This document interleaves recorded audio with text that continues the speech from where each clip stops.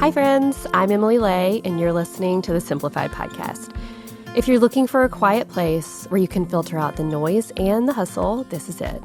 Every week, I invite you to slow down and join me to explore practical ways to organize and automate the complicated parts of life so you can focus on what truly matters most.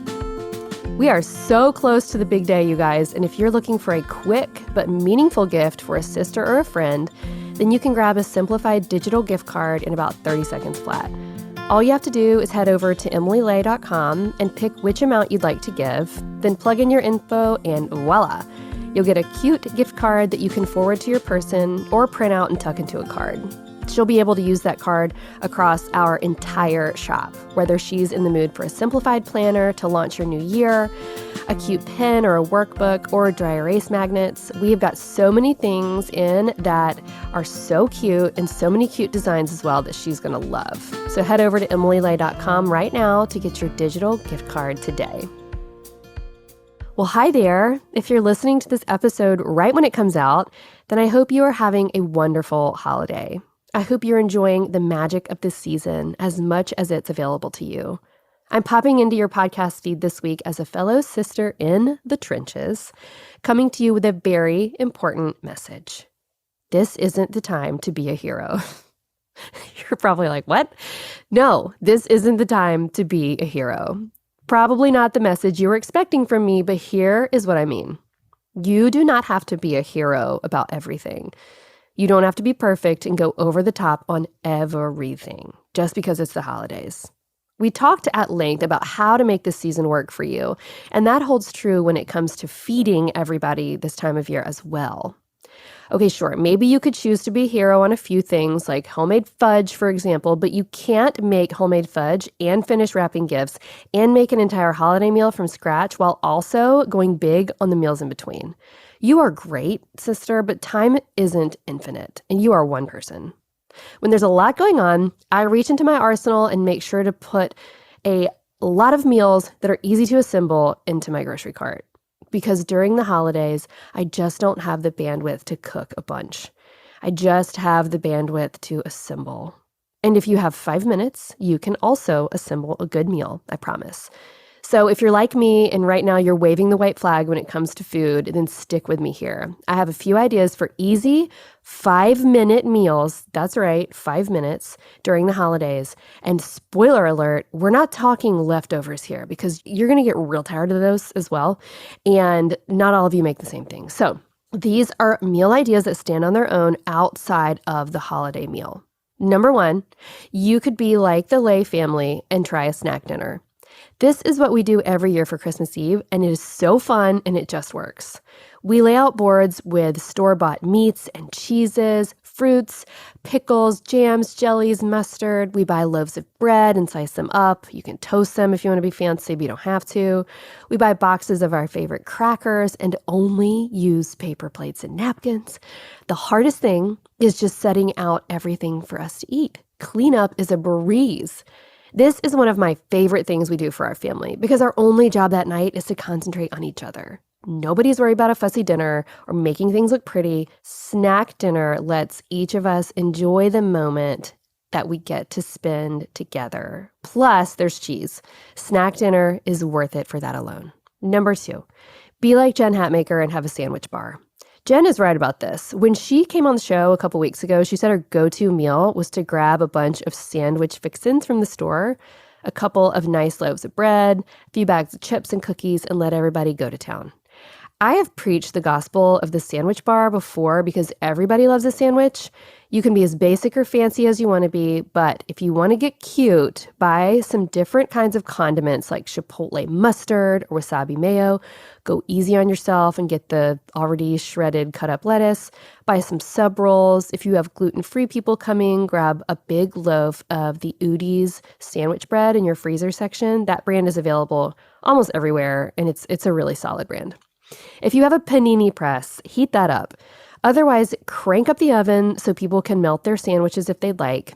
If you have a chicken salad chick nearby, grab a couple tubs of chicken salad, but if you don't worry about it. Pick up some chicken salad from your grocery store deli. Get the big old box of single-serve chips from the store. And buy a big jar of pickles. Just don't overthink it, you guys. Sandwich bar will save your life. Number 3, taco and nacho bar. This is basically a cousin to the sandwich bar because just like sandwiches, you can buy just about everything you need for a taco nacho bar already made from your grocery store.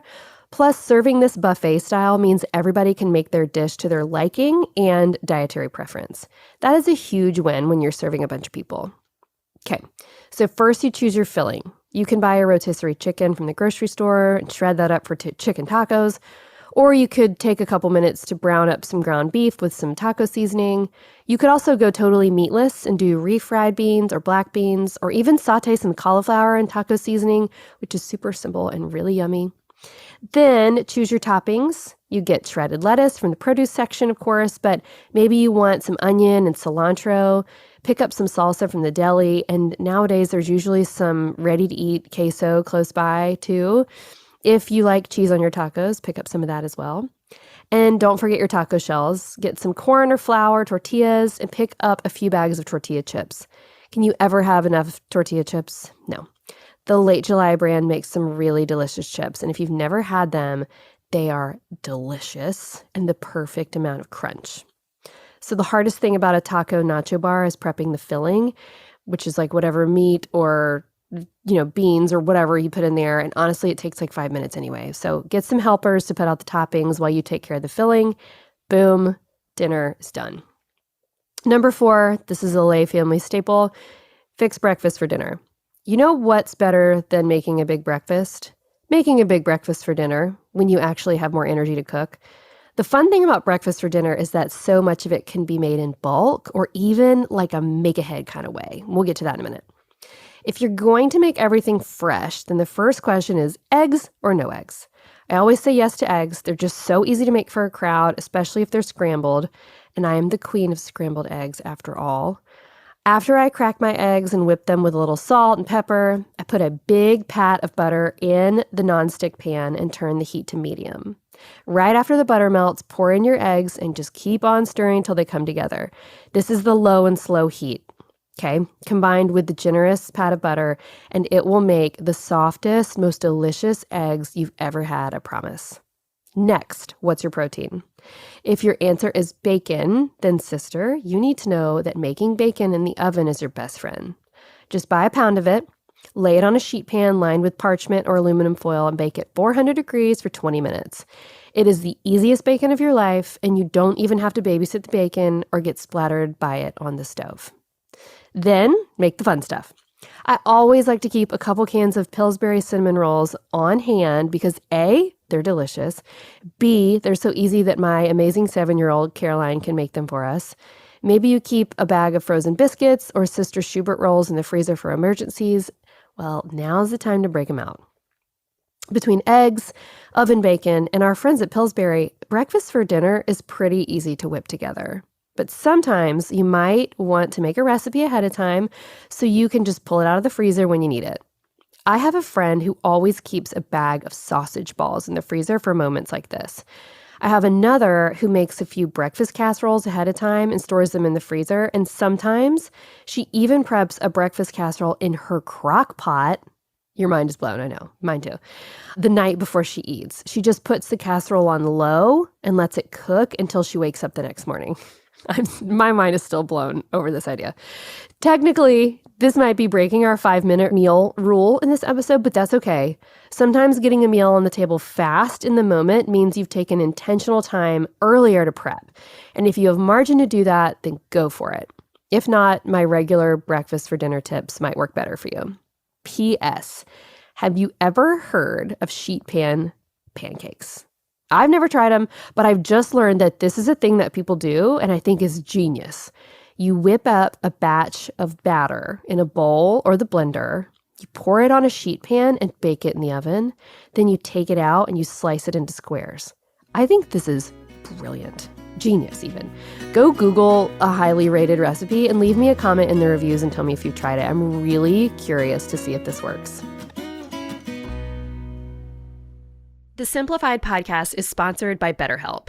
There are so many times I've wished that life came with a user manual, like when I started a business in my spare bedroom 15 years ago. I can't tell you how many mistakes I've made along the way. But unfortunately, life does not come with a user manual. So when it's not working for you and you feel like you're stuck, talk to a therapist.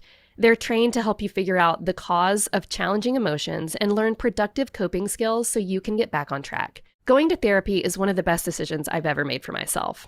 Now I know that when things feel overwhelming or I feel stuck, I can ask my teammates for help, and they're happy to give it to me. That's helped me let go of so much stress and find so much peace. As the world's largest therapy service, BetterHelp has matched 3 million people with professionally licensed and vetted therapists available 100% online. Plus, it's affordable. Just fill out a brief questionnaire to match with a therapist. If things aren't clicking, you can easily switch to a new therapist anytime. It couldn't be simpler. No waiting rooms, no traffic, no endless searching for the right therapist. Learn more and save 10% on your first month at betterhelp.com/simplified. That's BetterHelp, HELP.com/simplified. Number 5, soup and grilled cheese. This may be the comfort meal of the century. Here's what I like to do to make it easy on myself. I buy the soup, I make the grilled cheese. But what soup do you get? You could pick up some from the deli section of your grocery store that's usually freshly made. You could also keep a few cartons of soup in the pantry. I really love the ones from Pacific Foods. You can find that brand just about everywhere, and they make an amazing tomato soup that's really good with grilled cheese. They also make a tomato and red pepper soup if you like something with a little more zip. They have chicken noodle soup, vegetable lentil, and even a butternut squash soup. I love butternut squash soup. And these soups don't taste like they came from a can, which is a big win in my book. And when it comes to the grilled cheese, just like the eggs, the more butter, the better. You could do basic American grilled cheese, which is always a winner, of course, or you could go for something a little different and do a cheese like Havarti, which melts beautifully and has a cheese flavor that's a little bit more subtle than American cheese. You could also do an Italian grilled cheese with like provolone, parmesan, and pizza sauce. But whatever you do, don't overthink it. Also, another tip for grilled cheese that I live by is sometimes if you want to skip the butter, you put a little bit of mayonnaise on the outside of the bread. And listen, I'm married to a man who will not come within 10 feet of a jar of mayonnaise. But don't tell him I put mayonnaise on his grilled cheese and he doesn't know it because it just acts like butter, like it makes it so everything doesn't stick, but it just makes the bread like nice and crispy and yummy and awesome. I'm telling you, try it and let me know what you think. All right, guys, there you go. 5 ideas for 5-minute meals during the holidays. But you know what? You might get tired. If all else fails, just pull up your favorite delivery app. There's no shame in the delivery game, especially when you just need to get food on the table. I give you full permission. By the way, my hack on the food delivery app it's not even a hack. It's just a really good tip. If you have a Carrabba's nearby, so we have a Carrabba's here in town, they have like a dinner that you can purchase. This is my go-to for when I have a friend who's sick or when I just want to love on somebody and like have dinner delivered to them. You can get a big old pan of spaghetti. You can get a big old pan of Caesar salad and some French bread with butter. Call it a day. All right. As we close out this episode, I want to say a blessing for you as we leave this time together and get back to our days. As you celebrate the holidays, I hope everything comes together with ease.